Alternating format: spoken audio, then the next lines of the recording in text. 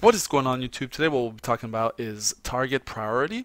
A lot of the comments that I got on last video were mentioning breaking down the fights a bit more in detail, I suppose. I think it had a great impact. I think it's been a while since we've gone through a more educational setting because of all the announcements that we've had so far.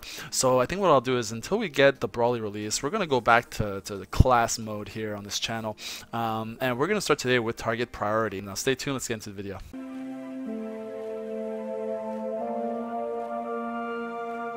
Alright guys, so as usual you have the details for the giveaway on your screen. Make sure that you're subscribed, that you're liking the video, and that you're listening for the 2 questions I'll be asking you throughout the video. And we're actually going to have question number 1 right now. I'm going to be using a different format for this video. We're going to be looking at stills from one of my last matches right before maintenance tonight on Tuesday. So the reason being that I originally had a full commentary on the full game trying to do this, and it lasted almost 30 minutes. That is not going to fly, I'm sure, with a lot of people. So rather we're going to focus on the key points. So I'd just like to know your feedback. If you like this kind of learning, I ended up catching a big whale, 5 to 7 stars on all of his units. So I thought this was a really good matchup to use, just to show how surgical you can be with these things. Getting into it though, we're looking at the opening screen here, so nothing has happened yet. I just want to kind of evaluate here what is going on. So his team was actually very well synergized. Last video I was not roasting, but I kind of pointed out that one of my opponents there didn't have a very synergistic team. This guy actually went for full-on synergy. So now looking at his comp that he brought against me here, we have the blue Bardock, we have the Super Gogeta, so the two of them working very well together because of Super Bardock and his buffs. And then we have the Pycon there, who's going to be working with Gogeta. Now his plan in this case will most likely be to absorb the Rising Rush with the Pycon. So a few things to keep in mind here, right? When I saw this comp, I had an idea this was going to be it, but he was also running, I believe, Super Saiyan 3 Goku, and we're talking about, you know, humongous amounts of stars on these units. So I had to be very careful. That's why I brought the insurance there, my Goku Black. I don't mind dealing with the Gogeta using Goku Black, just because I'll have the extra damage against Saiyans, meaning extra damage against the Bardock, which is my priority target, and I'm likely going to be Rising Rushing the Super Gogeta. And we're going to keep the Pycon for last, mainly because that unit dying will give a crazy buff to Super Gogeta, and we're not trying to deal with that. So starting the match off, what we're going to look for is using a unit that doesn't necessarily have a bad matchup. Now, he did have green Bardock on his team, and I wasn't too worried about it because he won't be able to lock me in for a while. And at the start of a matchup, green Bardock, not the scariest unit to start with. So I felt confident in using the blue Goku, and I was going to fight him even if he did bring the green Bardock, but there was a good chance he brought this comp right here. So moving on to our first point here is going to be about using your cooldowns, your big abilities, right? So main abilities in this case, for example, Welcome Pain off of the Goku Black. You're going to want to establish your priority targets, who you're going to be using them on, what skills you want to blow on who, right? So in this case, Welcome Pain, as soon as it was up, you see that I was actually taking a beat on that blue Goku, and I kind of saved him in just enough health to be my Rising Rush fodder for later, and we'll talk about that in a second. But your main abilities, you want to know against who you're using them. A lot of people I'll see in their videos, if they're posting clips and stuff like that on forums and so on and so forth, they're using their main abilities, their big cooldowns, their big damage spells, we can say, kind of opportunistically as opposed to surgically, right? So you're gonna see how we take this team apart it was kind of convenient that I caught this right at the end of the night here before maintenance, because it was really just a perfect example of what I wanted to talk about. I actually scrapped the old plan, the old video I wanted to use, and use this instead. So essentially, the Super Saiyan Bardock is out. We're popping while campaign. We want to get a lot of damage on him and put pressure, because look at all the buffs that he's got, right? We don't want to be dealing with that right now. My other damage hero that is not the blue Goku, which we're saving for Rising Rush, is a red unit. I want that blue Bardock out of here. So our next point being the Rising Rush.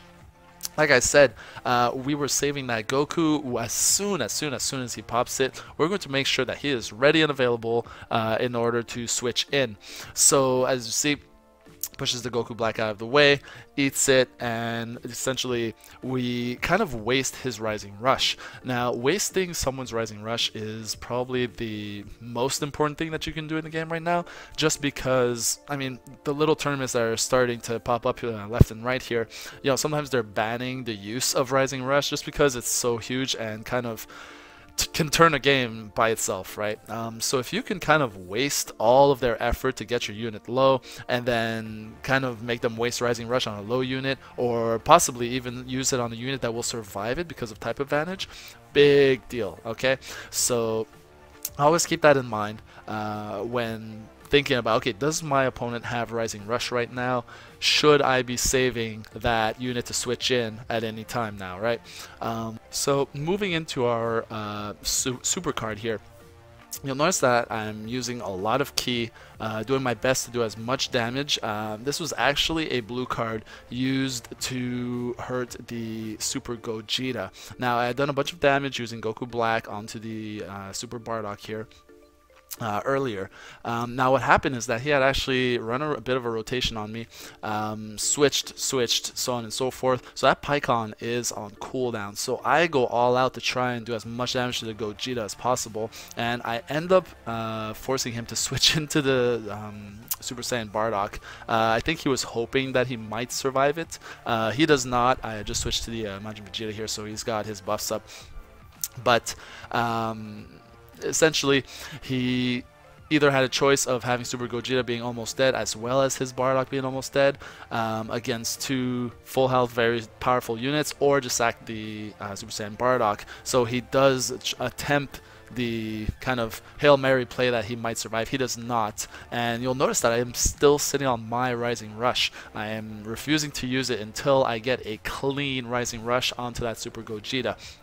Now, as we'll get our switch back here, he's actually going to pull out the Pycon, and the Pycon will then end up switching back over to Super Gogeta after doing some damage to our Goku Black here. Now, as soon as the Gogeta comes in, we are looking for that Rising Rush right away. As soon as he comes in and Pycon is on cooldown, we are looking to eliminate that target. So he eats the Rising Rush, KOs him even through type disadvantage. So much damage on my team going into this. I was prepared for it, right? You have to be surgical and prepared for the matchup. So I know that at that health, I can kill the Super Gogeta with a Rising Rush if it lands. Now it's just a matter of looking at exactly what we followed through with the plan. So we started off eliminating that Bardock, which we said we wanted to do. We Rising Rushed the Super Gogeta. Notice, I lost my blue Goku very early in the matchup, and it just did not affect my strategy because it was part of the strategy, right? Waste his efforts on the blue Goku, waste his Rising Rush on the blue Goku by keeping him ready at any point to switch in, and essentially outplay without necessarily having, his comp was very good if it went his way. Now, the fact that his Pycon is still almost full health is just a product of how I played it, right? And we end up pulling out the win, regardless of that kind of early loss of the blue Goku.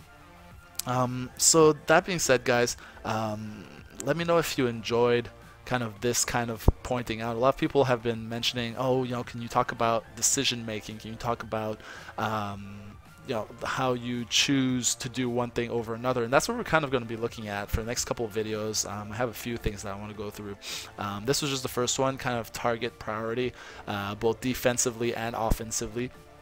what it is that you're bringing, why you're bringing it, who you're targeting, what your plan is. You know, just a lot of people seem to be keeping it very turn-based, and they just kind of do whatever to whoever is on the field, maybe looking at type advantage.